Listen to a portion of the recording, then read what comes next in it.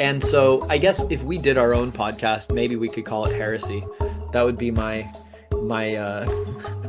my wish, is Okay. to, because that's what I want to do. I want to commit the sin of heresy, and I want to kill all the sacred cows.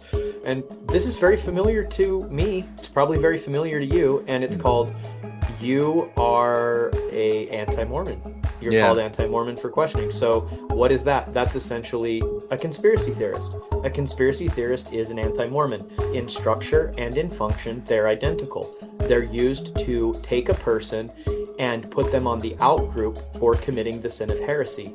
So it's a way to functionally prevent criticism of the dogma, because anybody who questions it is removed from the status of a dignified human asking questions, and they're placed now on an out-group status, which says this person is a bad person and does not need to be listened to. I want to commit the sin of heresy, and I want to kill all the sacred cows, and I want to take them one by one and offer them up to sacrifice. It's what I want to do. I can't put up with being a coward anymore.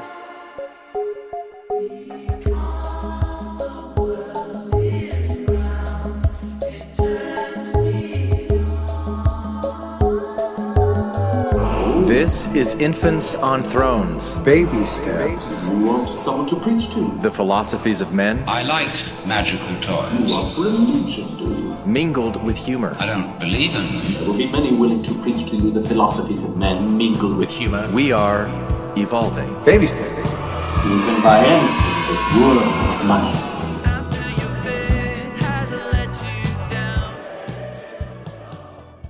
Look for the good in everything.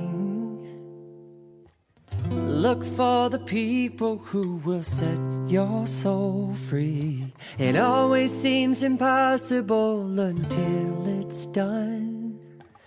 Look for the good in everyone.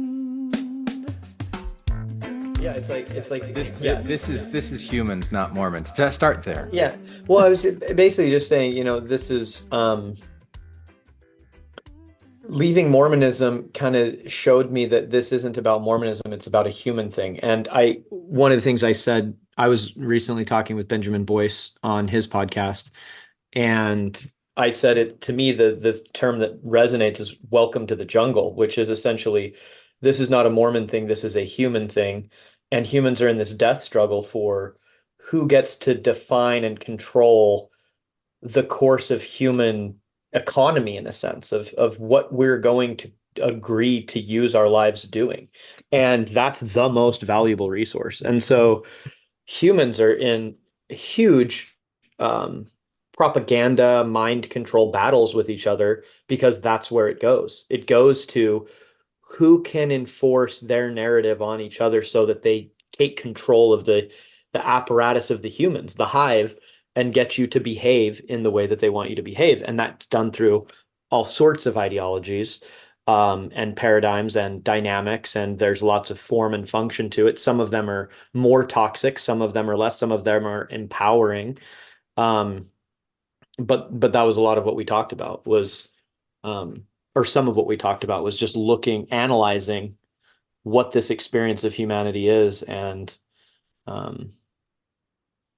how, as I see it, the human battle is a battle for ideological supremacy. and then through that, you can cultivate the human economy to go behind whatever your vision is and have everyone working toward it. In a way, I think that's what Joseph Smith did. He got everybody to agree to his vision of reality, and cultivate all the human economy behind it, and created this thing. It's one example of that.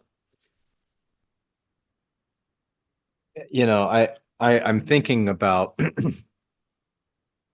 the several years ago, I did some podcasts with the Mormons on Mushrooms group, and I think it was Shalise at the time mentioned Wendy Kennedy and the Ninth Dimensional Pleiadians, and I'd never heard of Wendy Kennedy or Ninth Dimensional Pleiadians. I didn't know what any of that stuff was, and then I came across it on like a Gaia channel, and it was this woman who channels these Ninth Dimensional Pleiadian things, which I look at like with my own channeling, is just this kind of artistic expression, asking the question, what would this kind of advanced species, whatever, say about where we are on the planet? Anyway, Wendy did something, I think it was a year and a half ago in September. She released something that was called Frequency Wars.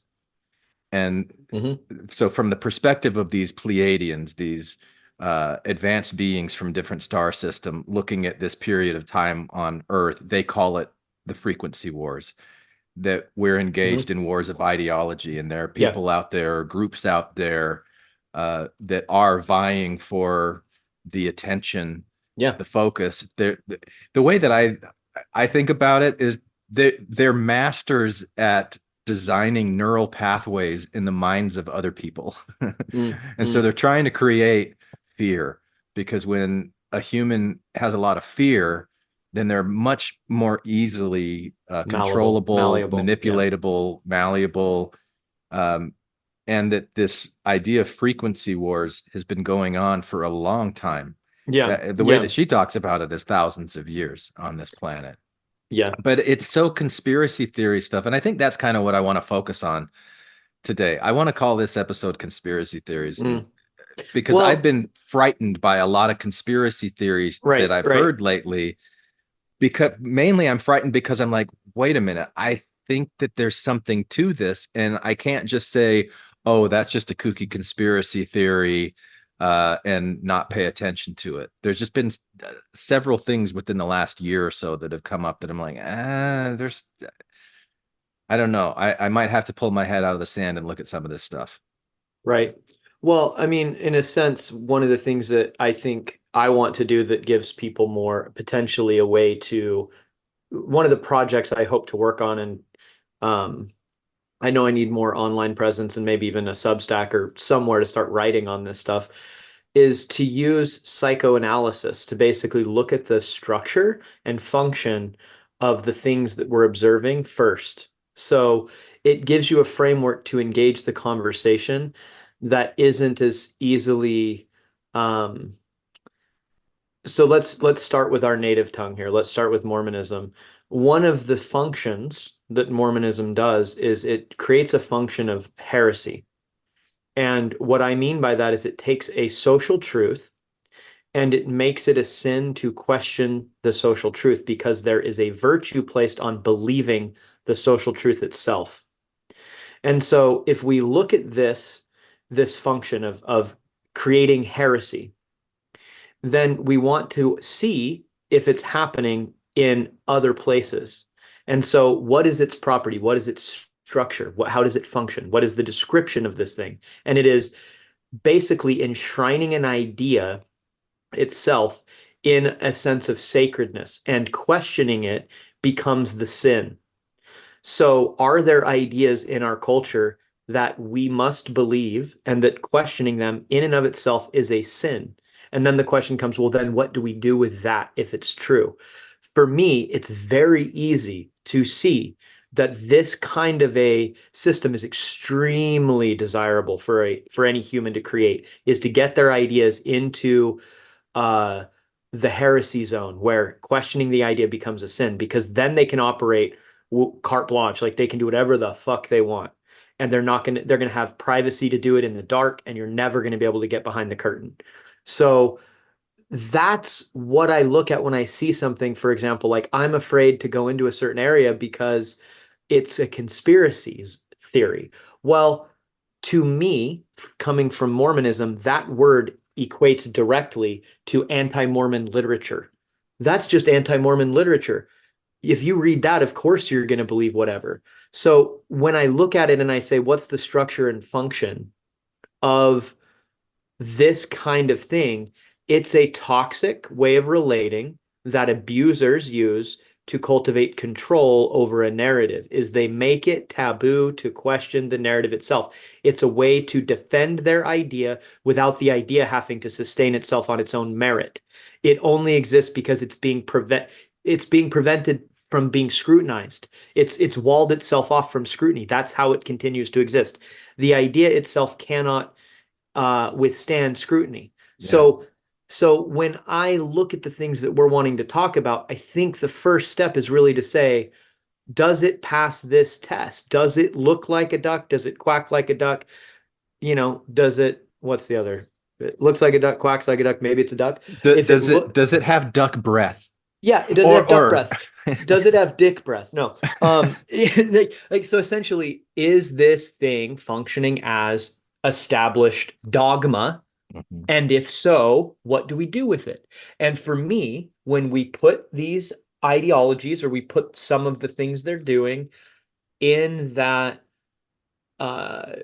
through that examination for those qualities and traits and structures and functions, it's obvious that the narratives that we are given function within the realm of dogma, and that they make it heresy. They attack the character, dignity, integrity of the person that would dare to question a thing, and they escalate the punishment.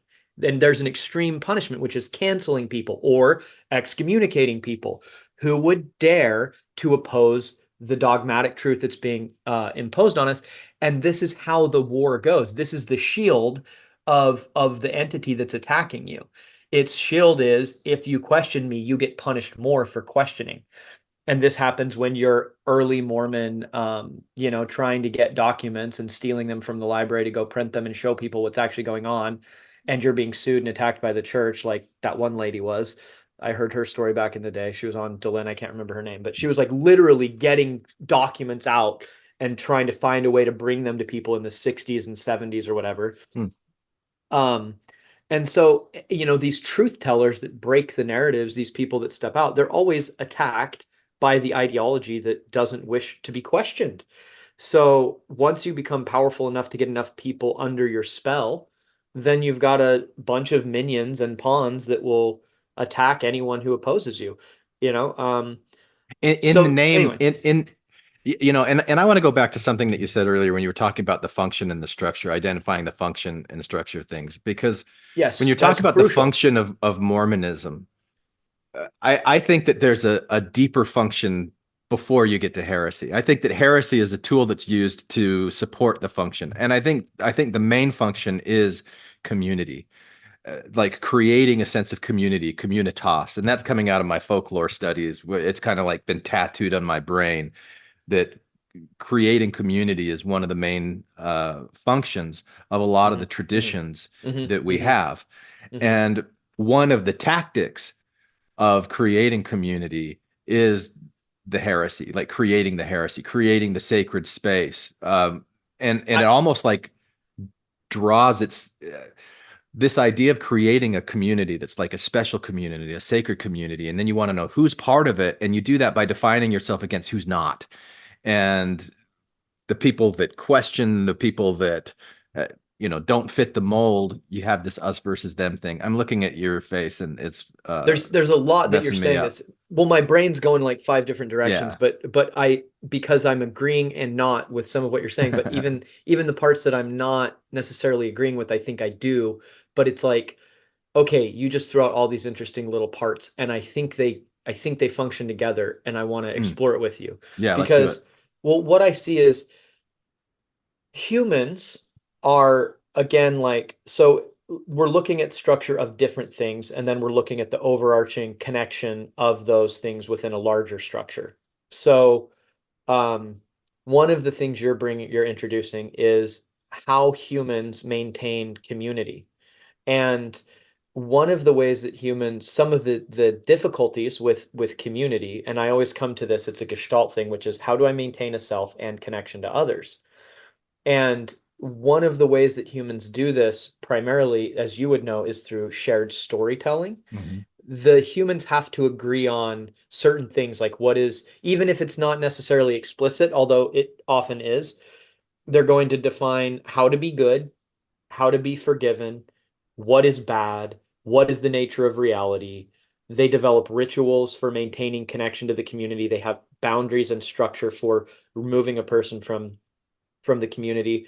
And what this is it's really like how we're looking at tribal structure of human relating. And the way I see it is it's taking the individual as the atom, and it's looking at the larger tissue that it creates. within an organism of like the whole earth, and these different units all create different they have different ways to meet these human needs Yeah. for maintaining Based on structural their relationships with other atoms. yeah, and how we are, and we attack each other, and so people need to be able to. It starts a function of the in group out group starts with me, not me. Like what is me, what is not me is the beginning of that, and then what is my group, what is not my group, and so you get these mores that develop these social mores, these taboos, these different things. You get a collective story about what is reality.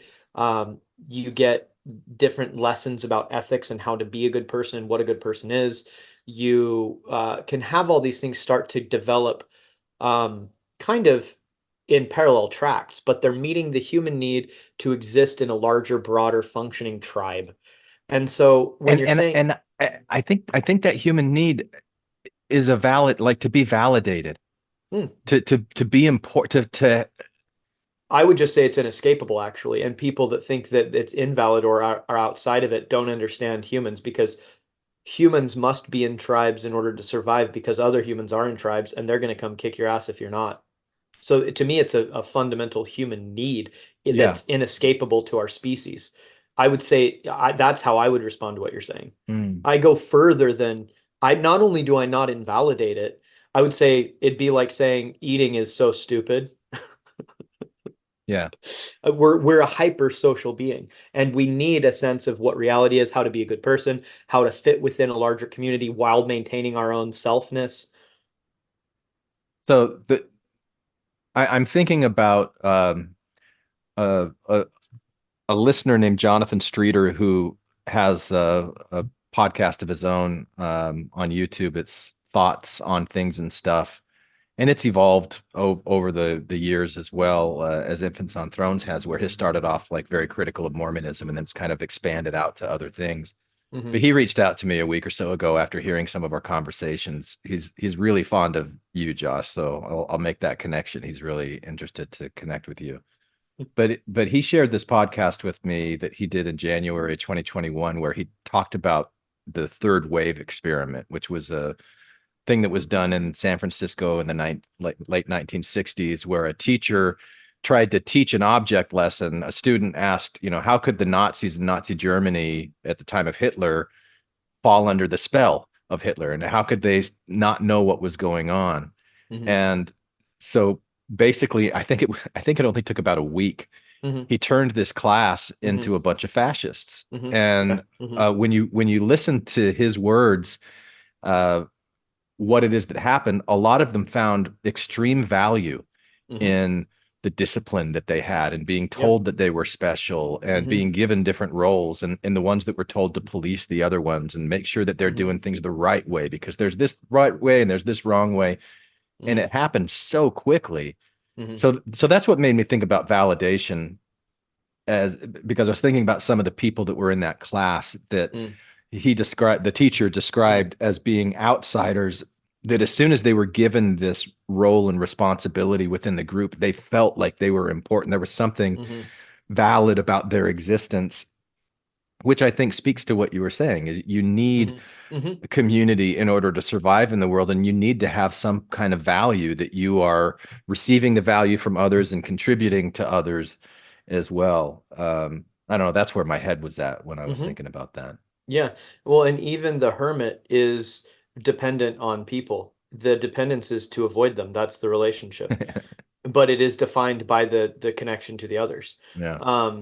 And so the human is going, the way that I understand the human, or I think about what a human being is it's a hyper ultra social being that's born in a incredibly helpless fetal state. It's literally still a fetus for about the first 2 years. Every other primate is born closer to what we function like at age 3.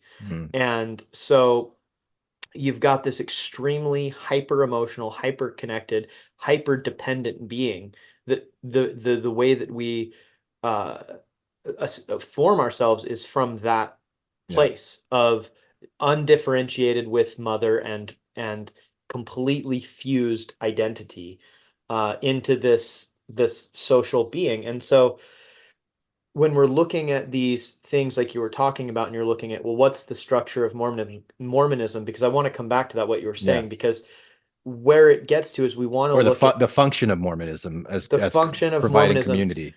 And that is, so what we look at is we say, what is the function of ideology? What is the function of religion? What is the function? And what it does is it meets human needs. It's an apparatus for meeting human needs, and it facilitates the ability to form into bonds with some of the things you were talking about. There's people that get to be special. You know your role. You have a structure. You have certain responsibilities and certain ambiguities that are very difficult for humans to bear are taken from you by the authoritarian apparatus that gives you the answers. It says, you don't have to worry about what your purpose is anymore. This is your purpose according to our ideology or our structure. And so people are meeting human needs within the, what's the word? I'm thinking of like furnishings, or the religion furnishes them with a place to meet these needs. It provides that for them. And I would say humans, we crave something like this. We create it to fill needs that we have. Religion isn't something that happens to people. Ideology is not something that happens to people. It's something that facilitates, that's the word. It facilitates a space to meet these needs. And when someone does something bad or taboo or breaks the rules, usually there's some function in the group to let them make amends and be welcomed back into the community, and to hold each other in some place of how we can be in close proximity and intimacy as a larger group and rely on the collective structure of support that we get, and be vulnerable without having to feel in constant vigil, because we're worried about being mugged, raped, killed, abused. And yet we need to have this ability to rely on each other, because some other group that relies on each other more effectively becomes a larger threat to whatever group you're in. Yeah. So this is what I'm thinking about when you're talking about this. And then I would say, then we look at how a certain group solves for these problems. How do they solve these problems once we look at the structure? And how some of these groups solve for this problem is they adopt more controlling and more invasive methods. One of these is to establish dogma and establish heresy, which is to establish an unquestionable truth and to make it a sin to question it. And so that exists within some of the ways some of these groups maintain a community and maintain a loyalty and an in-group and a sense of connection, et cetera, et cetera, et cetera, is they, and maybe all of them do this to some degree. I haven't thought about this enough to say definitively, but within Mormonism, you can see that it's there. And then I would say, with some of the topics you and I want to start to get into about what we're seeing in the world, what we can talk about first, which would be very useful, and I think adds credence, is to say, does the idea we're wanting to question exist within a dogma? And is it heresy to question it? And if it is, how does it do that? How does it maintain itself? How does it defend its questioning? What does it do to those that question it? And establish all that first, and then say, and now what do we do to interact with it to find out, how do we apply some method of inquiry to learn about this thing? If science puts itself as outside of critique, we don't have science anymore. We have scientism, which is a faith structural belief in established dogma, because the structure of science is to question a thing until what remains is left as a theory. And that's all it does. It's like a chisel cutting away into marble, and what remains is the sculpture of this beautiful thing that it creates by removing what can be disproven. So essentially, we're just saying we want to look at certain ideas, determine if they exist as dogma, and then we want to say, well, we're fine to be heretics. I love that sculpture analogy that you just gave. And did you say that what's being chipped away once you chip everything away, what you have is a theory. That's right. You don't Right. even get to truth. You get And to and a you keep theory. chipping away at that theory Yes, as your awareness increases of what needs to be chipped away. that's So right. you never actually are coming to truth. That's right. You're coming to what's functionally, theoretically observable for the human being with our senses and our logic systems, and it's suitable for us to engage the world with more agency and ability. But it doesn't mean we found truth. It just means we found a theory, a really good one and a useful Yeah. one. Yeah. Yeah, I like that. And it scares me at the same time because I don't know how many people agree with that No, a lot of approach. people don't, because a lot of people are committed to the functions that the in-group provides for them in maintaining it. Especially people that are mediocre and shitty at stuff. They get really invested in maintaining the status that they gain through in-group virtue signaling. Mm, And so they become very violent to somebody that could harm that because it's meeting all of their needs. yeah. Um, and so I guess if we did our own podcast, maybe we could call it heresy. That would be my my wish, is to, Okay. because that's what I want to do. I want to commit the sin of heresy, and I want to kill all the sacred cows, and I want to take them one by one and offer them up to sacrifice. It's what I want to do. Why do you want That's to kill the sacred cows? because they annoy me. I don't think that they deserve to exist. You don't tell me what to do.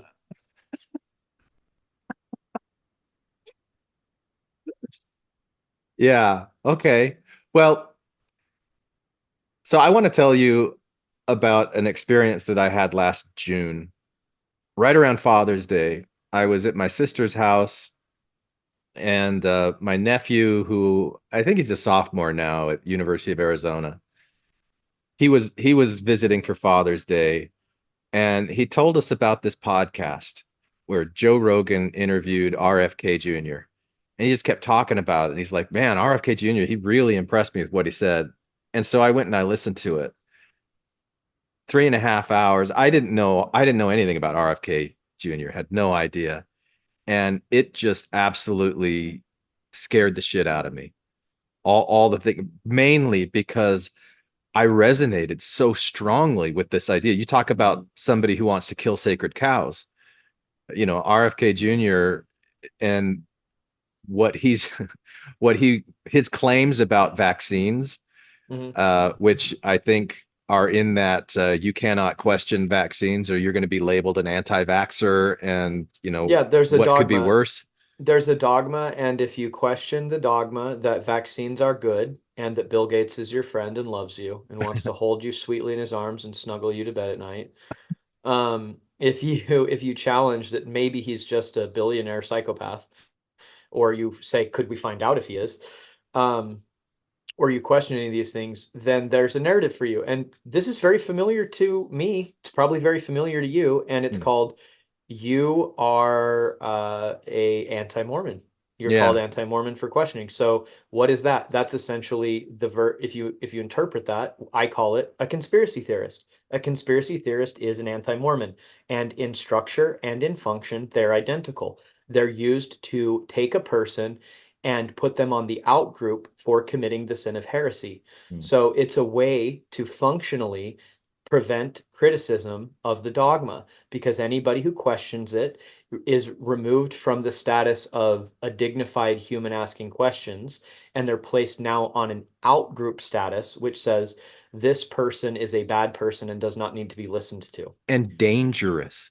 Of course, they're dangerous. Dangerous because they can upset the status quo, and the status quo is the thing that is providing the sense of stability Well, or it's meeting a lot value, of needs. It's meeting a meeting a lot lot of of needs. needs. I mean, we could list them, and I think maybe we should even endeavor to do that at some point on our own, separate from a podcast. Is Mm, what are the needs that are being met by community and a group and a shared yeah. ethos, et cetera, et cetera, et cetera? Because it's a treasure chest of things. It's not just one thing. I mean, it's Yeah. access to reproduction through marriageable females. It's access to housing, jobs, status, community, dignity, um, education, training. I mean, these are things that get protected by being one of the good people in the good group. Yeah. And so there's a ton at stake for anyone that would challenge these things. Yeah. And so, yeah, I mean, it becomes a very scary thing to be willing to start to ask questions but see, this is where I think you and I can go deliberately and slowly, and it's to say, are we dealing with a sacred cow or dogma, an idea which is a sin to question or to put to the test? And what happens to anyone that is? And in the case of vaccines, it's very obvious that there is a ton of um, pressure and media influence that will influence people to degrade your humanity, make you an outgroup member, and see you as foolish, stupid, ignorant, dangerous, violent, white supremacist, whatever you want to name on it, all the bad names they can call you, if you dare to invite question to be laid at the feet of something like a sacred idea like vaccines are good. So the idea of vaccines are good. If we want to question that, it's obvious. I don't think anyone would even argue with you if they were willing to not be dysregulated in their nervous system and they didn't want to fight and they could actually communicate with you. It would be clear to them that what you're dealing with is not a regular idea that can be discussed. It's actually first, before that is, can you even hold me in regard as a human if I'm wanting to ask these questions? Right. Yeah. Yeah. Yeah. Yeah. And that was there was one other thing about that RFK Jr. podcast that I want to mention, but before I do, I'll tell you, after I listened to it, I shared it with several people who I care about and close to, want to get their opinion. And I was shocked by how quickly I was shut down. Mhm. You know, that I there was not that space to be able to say, hey, can we have this discussion? I'd like to have this discussion. It was like, no, this is bad. This is, I can't believe you're even considering this, Glenn. Like, don't you know better? I mean, it shocked me. I take that in. I'm like, this stuff would shock me if I hadn't left Mormonism already, and it's the exact same function. Well, these people had left Mormonism. No, these people One of are them was more, even on Infants on Thrones with me. these people are more Mormon than they ever were. That's my opinion. In function and structure, in that they have found a new community dogma thing, and they're still doing the same functions that they were doing before. And it's about meeting needs in a certain way, agreeing to a certain reality and participating within it, and outgrouping people that are willing to question certain structural, functional, or social truths that are meeting their needs. And once you touch that, then they're going to protect it. And so that's the structure that I'm talking about. And so the response doesn't surprise me in the least. I would have been shocked if the people you're around did not do that. Yeah. Because what they're going to say is essentially you're now in the category of where the function you have to slow down and start back at the other place and say, I'm wanting to question something that may be something that you hold as an absolute truth. Yeah. And I'm wondering, are you available for a conversation exploring whether or not that's true? Are you open to that? And if they don't agree to that, you're dead in the water. Yeah. And that's really what I'm hammering. Because they've got their own iron rod that they're not willing to let go of, because they might go into the mists of darkness. That's right. That's right. That's really it. It's functionally that the thing you're doing is it's the same as if you entered their home with a sledgehammer and went for a support beam. They're like, I'll listen to you on furniture or wall painting ideas, but don't fuck with the structure. And that's what these ideas do, is they structurally hold together a system of meeting needs for people. And so people are not really willing to investigate them without a lot of support first, and their own willingness to engage you in the conversation has to precede anything you do, because they'll start attacking you for fucking with the structure of they're like, this is, and they may not even be aware of it, is the other thing. Right. Yeah. In most cases, they're not. They're just saying, like, even for example, they're like, they've been so programmed to react defensively to anybody who even would dare to listen to Joe Rogan. Joe Mm. Rogan is a conspiracy theorist, sexist, racist, homophobic. I mean, blah, blah, blah, blah, blah. Is that the impression of Joe Rogan these days? There's a lot of people, especially in the Northwest here where I'm at, Mm. that if they think that he's basically a demon. Like they think Joe Wow. Rogan, they still believe that ivermectin is horse dewormer. They don't realize that it's like second to penicillin in miracle medicines that's been created for people. Mm. They actually think he was taking horse paste, which is patently a lie. It's verifiable lie, and that the medicine is absolutely used in humans all the time. What he got was for humans, but they believe that because it was repeated so many times through sources that they trust. Yeah. It's insidious. So this leads me to the other thing that really freaked me out when I listened to that RFK Jr. podcast. When he talked about the industrial military complex, I think is what they called it. And he may have mentioned the CIA, I don't know, but all of the assassinations, including JFK, including RFK, including Martin Luther King, Malcolm X, all of those and others, silencing the dissenters, that there was at some point in the history of this country a very silent revolution that happened behind closed doors. And we've been kind of living in a world being created by people that do not have our best interest at heart. And they've been designing this system for exactly what we're talking about, so that people can't engage in a dialogue like this. And that whole Gadiant and robbers kind of, it's actually happened. That part scared me so much, and because I feel so like helpless and powerless against anything like that, and I don't even know what to do with it. But I've just been holding it, and so I reached out to a bunch of the former infants and said, "Hey, this is the kind of stuff that excites me. Like when we would smack down the LDS church about stuff. Are you interested?" And just crickets. And anyway. So but I don't even know what to. I don't even know where to start with that. But it seems to me like it's very possible that there are these malevolent forces that have been designing our culture for us, and engaging in these frequency wars. The frequency being the state of emotion that I create within my own body using my biology. That's been hijacked by others who are saying, I want to keep you in a fear state. And I'm going to bombard you with all this media that says all this stuff and brainwash you and propagandize and anyway. So help me, Joshua Neal. Okay. You're my only hope. I'll do it. All right.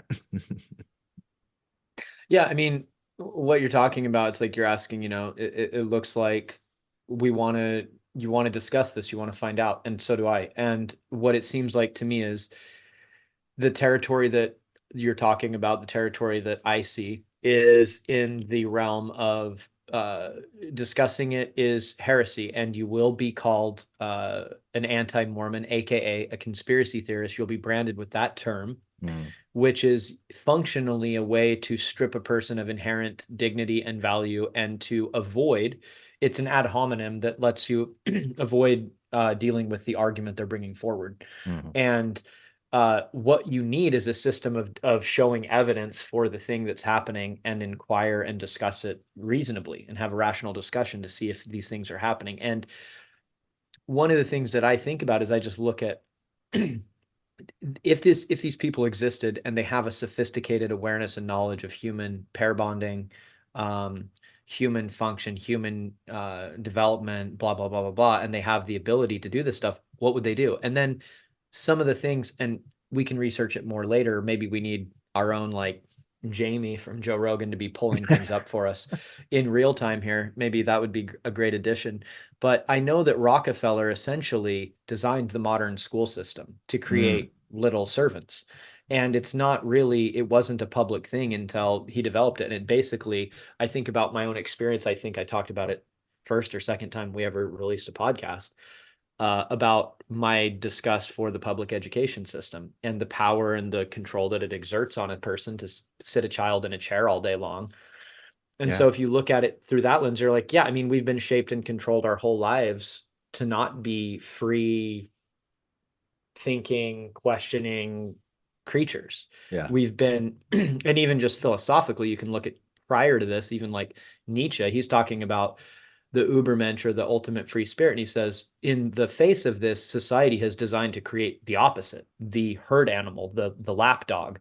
And that is the goal of people in control, to turn humans into that. So for me, the idea that that this is not the case almost feels absurd. Yeah. It's like, well, of course, if you had the ability, means, and the protection to do so, would you want to create all of the humans operating in a way that you get to decide, and you get to access all of the resources they create?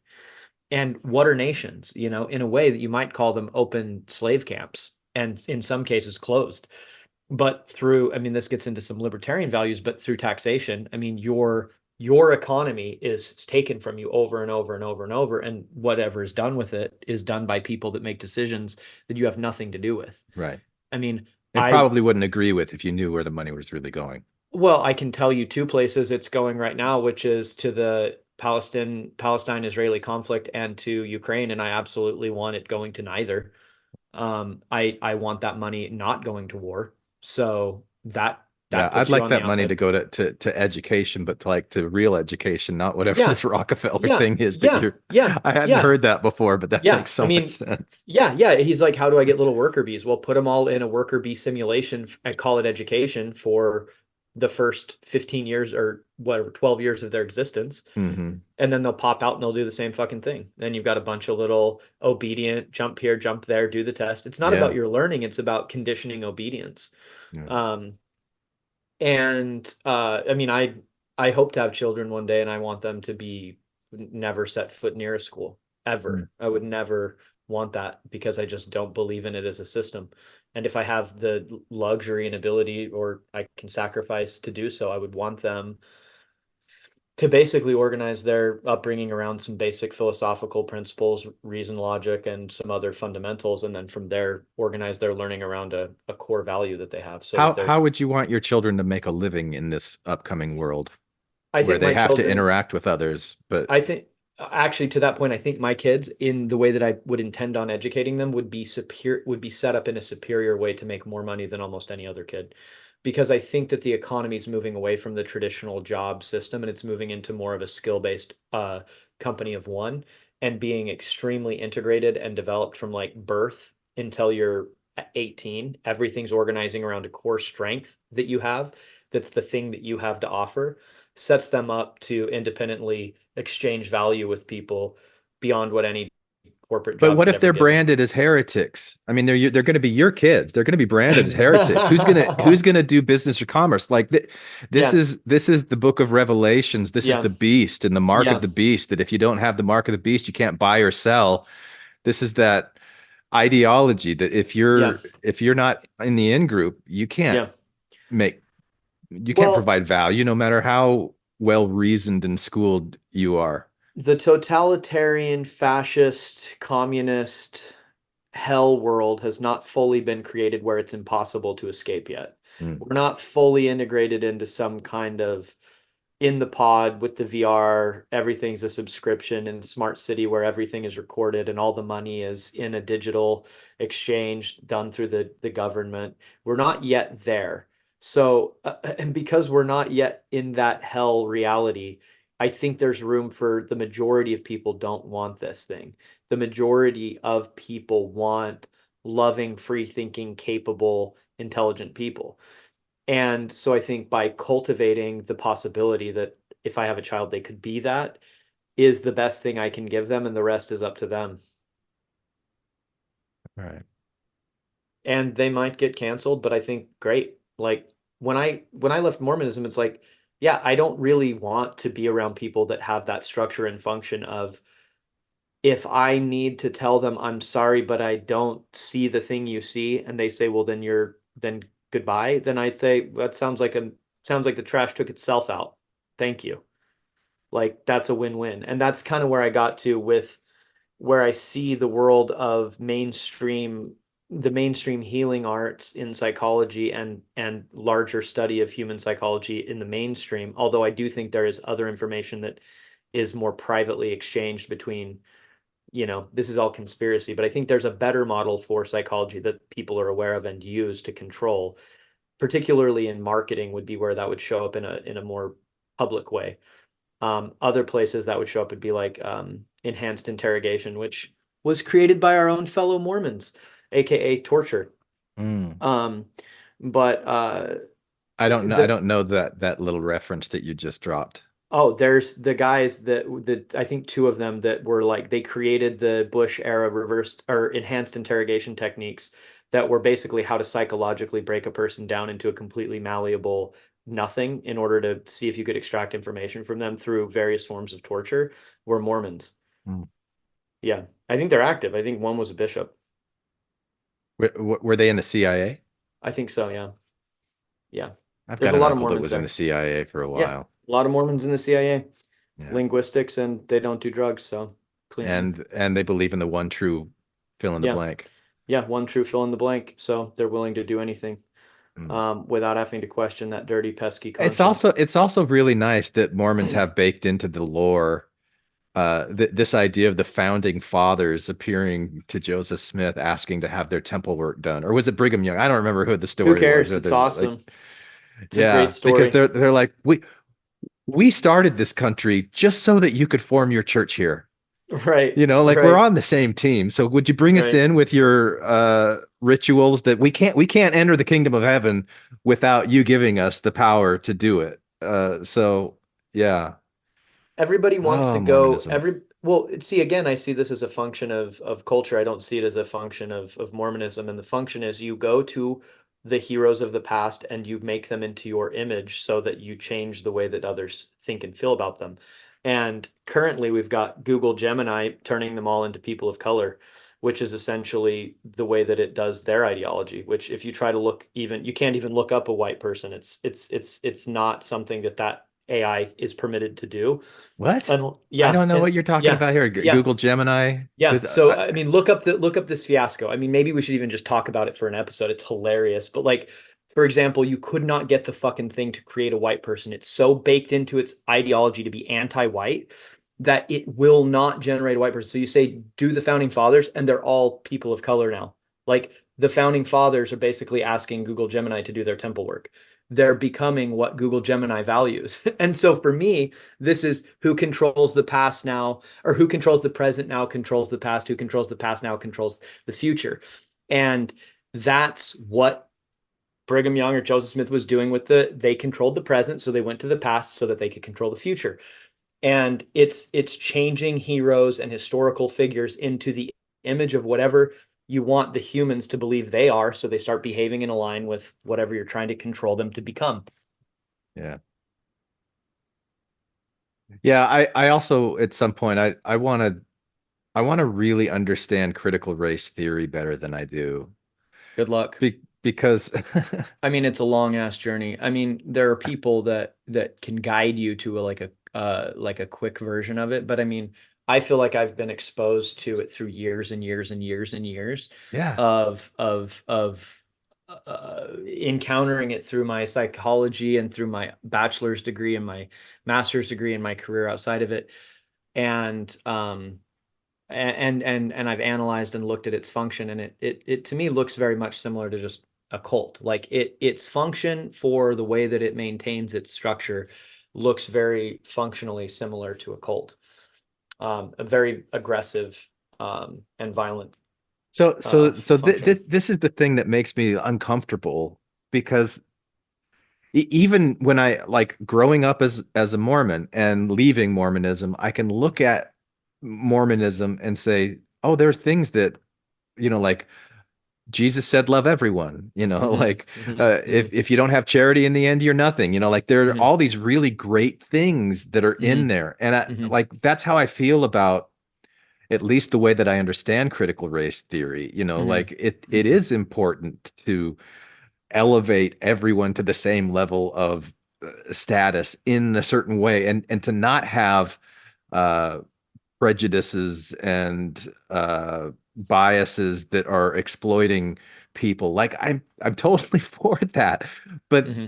not the where then it becomes like a heresy and a dogma and you can't question things and like that sort of thing. Like there's got to be good stuff that I can learn from, and instead of it just being this whole horrible awful thing.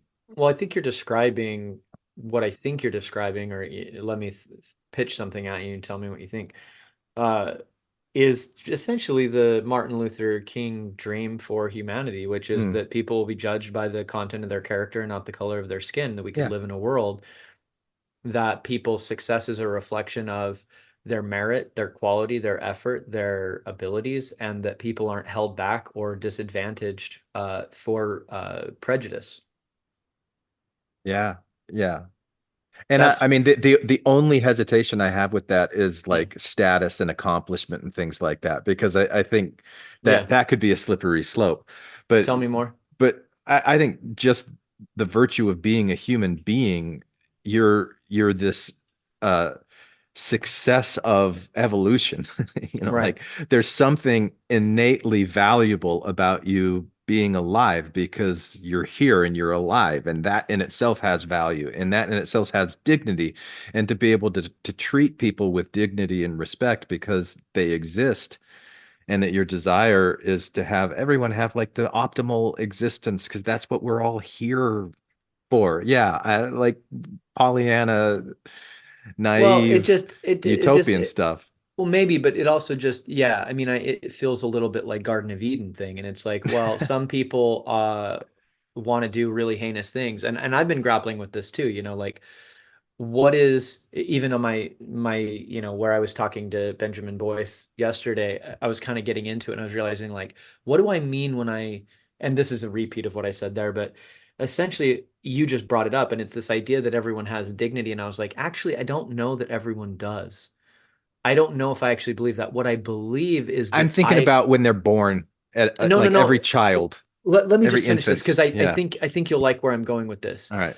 It's not that they in themselves have dignity. It's that I, as a person of a certain set of values, wish to treat everyone with dignity. And that's what I came to is I want to live in a world where I treat people in the way of holding some sense of dignity. And even in the case where somebody needs to be put down like a rabid dog because they can't live in society anymore, that it's done with dignity, that it's done by a person that holds some sense of not wishing to humiliate, torture, violate, or harm, but may even go as extreme as eradicating them from the human family permanently by ending their life, that would be done while the person doing it, let's say it's me, holds them in a way that allows dignity to be given to them. And that's where I got comfortable with it because I was like, it's my value to hold others with a sense of inherent dignity. And that I can completely agree with. Now, do Yeah. they have that outside of me? I don't know. I actually Yeah. don't know. It's actually a hard question for me. I'm working through it. And I hope to continue to work on that idea and hear your thoughts as well. But that's what I got to is it's actually a reflection of the way that I want to live in regard to my fellow humans. Yeah. Is that So I so would so the filter that you're looking at them through, you are giving them dignity I give because them dignity because yeah. I behave in the way Yeah. that that's my value. Yeah. It's No, my I value. do like that. Yeah. I and I here's where I'm thinking that they do have dignity. Like Be inherently in and of inherent themselves. dignity. Yeah. Yes, because at the very beginning, if you talk about a big bang of sperm and egg getting together, right? And then you've Yeah. got this little cells that start dividing Yeah. and creating a human. Right. Like that is success. That is nature doing what nature does in a successful way and then birthed into the world. Success, dignity. It did its design. Then within those first 3 years that you talked about earlier, whatever it is, it gets programmed with all kinds of shit around it. And some of that stuff turns it into people that do despicable things or whatever. But like just as nature being successful, having dignity, fulfilling the measure of its creation, however you want to say it, every single person has done that. Even ones that you might say there are birth defects or there's, like Down syndrome or whatever you would say, You're on thin ice like, now. but it's not. It's the perfect, again, going back to that X plus Y equals Z formula that I shared with you in one of the first things. Right, It's like right. these are the conditions that when this Yeah, happens, and it comes out this way. And it's just yeah, other people that are judging it that are saying right, that it's right, a defect or whatever, which I think right. goes to your filter, Well, I'm the just not dignity you sure. bestow on people. Well, just yeah, I'm not sure that anything has meaning outside of the individual that it's meaningful for. Yeah.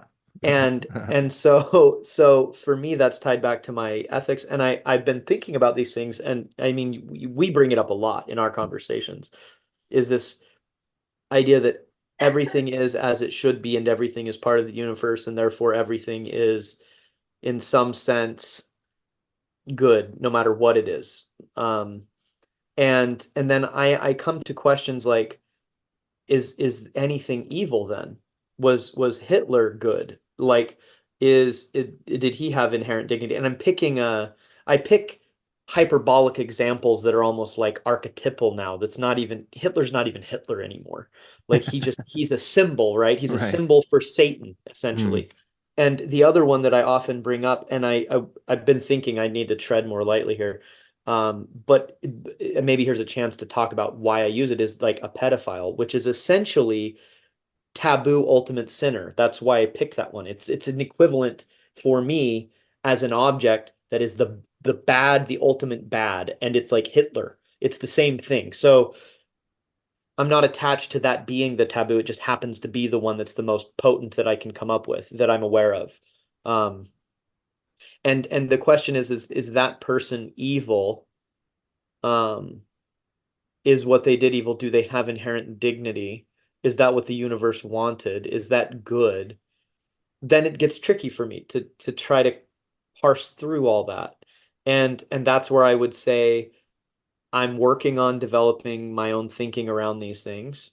And other things that I actually feel are detriments to human development, growth, and spiritual advancement would be like narcissism and highly capable, functioning, cruel human beings Yeah. that wish to do things that only perpetuate more suffering, that don't necessarily even benefit them, other than that it's pleasing to them to witness suffering. So that's the only advantage they may get from what they do. So that might be a symbol for Josh that I actually resonate with, of something I see as evil or bad, would be the person who takes delight in cruelty and suffering of others, that wishes to create more of it and to be sophisticated, thoughtful, and dedicated to that. Well, that And sounds to me like somebody who wants to slaughter sacred cows. oh, Really? really? Yeah, no, I'm teasing you a little bit. But what I was thinking about was, Yeah, like you're talking about the good, are they good or are they evil, as if it's like one or the other, like sure, I am. Yeah, or I'm trying to work through it actually on my own. Like, what do I even think of this? yeah. And then like where I kind of was going with it is looking outward at other people and casting these judgments on good, evil, whatever it is. But inside of yourself, there are probably aspects of that as well. Like times when you've been kind of a douche to somebody else and you've acted that out. Maybe not to the point of being a pedophile, but Or trying to eradicate a religious group. yeah, but maybe there have been, Yeah, like maybe Mormons. maybe there is that part of Yeah, you that yeah. Can really resonate. wants to destroy someone else because you see them as bad because you can't see their inherent Yeah, value or yeah, dignity, and those yeah. Like parts of there's a yourself, relatableness. Yeah. what do you do with that? Hmm. And I'm thinking Yep. of like the IFS, internal Like family systems, integration. kind of no bad parts things. Yeah, Yeah, you integrate, right? yeah. Yeah, I mean, yeah. that's the language. That's the answer to the question that gets you an A on the test. But What the hell does it mean? yeah, Yeah.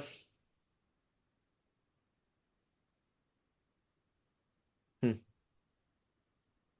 How did we get here? I'm trying to think my way back. Of inherent dignity among people. I don't know. Yeah. There was a railroad switch that Yeah, we put got us in a on this different track territory. somewhere. Yeah. Hey, Jamie, where did we do that? Oh yeah, Yeah, we I don't know have a Jamie. we need a Jamie. We need him to be bringing things up. Um, but yeah, I mean, my desire to slaughter sacred cows is I hate control. I don't like authoritarian, punishing, uh, control. I really hold a value for providing people space to work out and come to their own conclusions by being able to ask anything and everything and get to a place where they work something out in a way that makes sense to them. Yeah. And so for me, when something creates a question and asking the question is now a sin, that makes me want to ask the question 10 million times more. And that's what I see as a sacred cow. It's a social belief that's been restricted from examination. Yeah. It's a shared social belief that is no longer permissible to examine and question and explore and look at. It's and so It's I the see, killing part that sounds harsh to me. But yeah. I agree with it too. Like there's like dogma that I just want to destroy. I just want to Well, break the chains of certainty on things that we aren't really certain of. what I guess the in within the metaphor, what comes to mind in killing the sacred cow, I think of it as it means get the idea out of its insulated place and see if it can withstand the sunlight or if it's a vampire and it dies. And if it dies, then good. If it doesn't, then great. We've got something more. Give me the chisel and let me go at the sculpture. I want to see if I can knock a chunk of it off. And that's basically what I mean by it. Um, I don't know who, I think the people came up with killing sacred cow because Hindu or Hindi people will fucking destroy you if you kill a cow. They'll like pull you out and kill you in the street. It enrages them if you want to eat the beef. So I think that's where that phrase comes from. I don't actually want to kill anything. That's the phrase that means to go at the thing that's been insulated from critique. Yeah. I got you. We could say it lovingly as shine light on the vampires, find out. Is shining light on a vampire a loving thing from the vampire's perspective? Exactly. Now we're back to Glenn's world. Is that really the best way to love a vampire? Yeah, I guess it is. All right. I think it is. I think it is. Don't you? It is shining a light on a vampire. Yeah, it's the best thing you can do for it because the vampire is an abomination that needs to be gotten rid of, and it's a service to end it. I don't know. I feel like The feel like you'd have to like The vampire is a cancer. Getting rid of it is a gift to it and you. Okay. Yeah, I mean I know we need to wrap it up at this point. I don't want to go down pedantic vampire uh rabbit holes with this. But if a vampire exists at all, there's got to be some kind of value that it was creating, right? I mean, there was a space for it within the ecosystem because like our entire ecosystem from the Gestalt perspective, all of these different pieces have their role and have their value in it, or they wouldn't exist. Well, and so does the vampire slayer. Yeah. And the vampire slayer is also good and needs to eradicate them. Yeah. Yeah, because it keeps the vampire population down so that... Yeah, exactly. So I guess you're getting to more of like an Eastern view of balance. Yeah. My first name is Tao. and I like the first line of the Tao Te Ching that says the Tao that can be understood is not the real Tao. That's the story of my life. All right. Is this a good place to wrap it up, Josh? Let's wrap it. Put down the weapons that you use against yourself. You don't need them anymore. Lay down the weapons that you use against the world. We don't need another war. Put down the weapons that you use against yourself. You don't Hi, this is Hillary. Matthew, Ryan, Carol, Keith, Ashley, and I like to play bingo online while listening to Infants on Thrones. You can comment on this episode on the website, infantsonthrones.com. And if you really like what you hear, give the Quorum a 5-star rating and write a short review on iTunes. I did. Anyone for the closing prayer? My worst crime is an inside job. Dark thoughts taking over like an inside mob. I tune into the scene between the eyes and take a breath. Thank you for listening to Infants on Throne. I sit still and watch the thoughts float past me. Never mind the future, never mind what the past be. I like to jump and let the universe catch me. Free fall, watch the beauty blow past me. I keep my pockets light, destination in sight. Keep my actions elevated to compassionate heights. I'm walking past the fight, laying down on Sunday night. Choosing love when I pick up this mic.